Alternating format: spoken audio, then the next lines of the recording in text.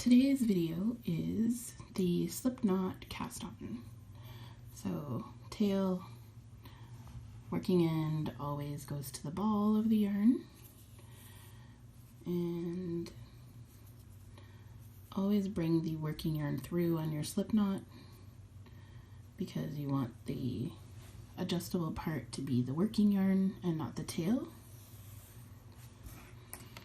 And slip knot cast on is done with one needle held in the right hand, and I always hold on to my tail with the needle at the same time. So you wrap it over your thumb. I always hold the yarn down here because you're going to need it, and you'll see. So bring the needle through what you've kind of created as a loop there, and then I bring this working yarn up and bring it through. And then the first thing you want to do is you want to bring it up closer to the other stitch and then snug it. And it's hard to show you because I need to be able to hold that with my thumb, but I'll try and do it kind of in increments there. So I'll do that again. So bring it through that loop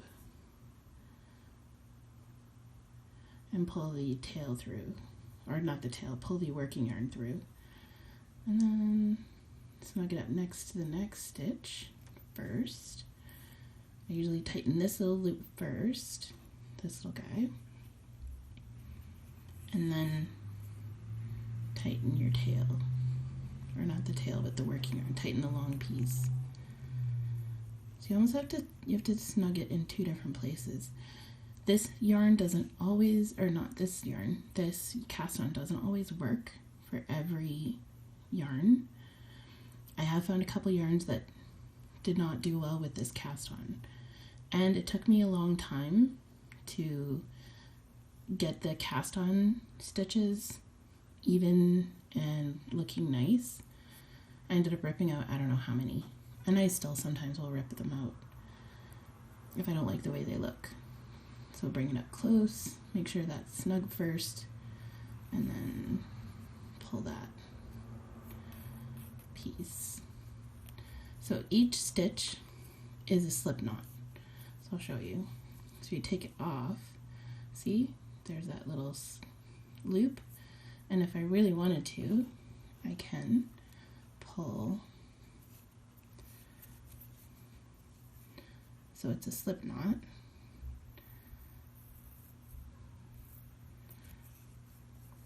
And it's extremely stretchy. I use it on hats and mitts all the time. And like I said, it can be a little fiddly.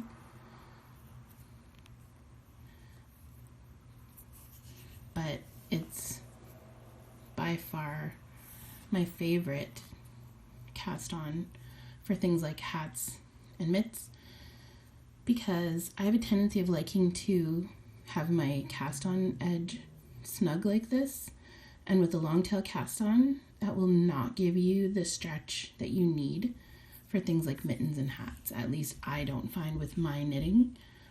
It doesn't give me enough of a stretch. I always can feel that cast on band. With this, I do not.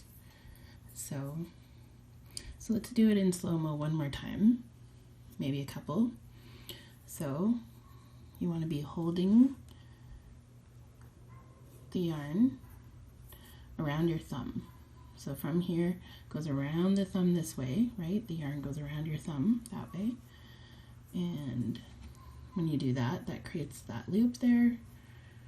And you bring the yarn up and pull it through, and then you snug this piece up first and then the bottom piece.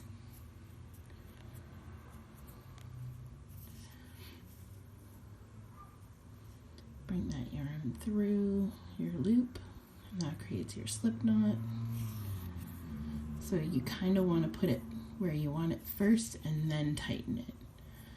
So, and like I said, I tend to like my cast on row to be snug.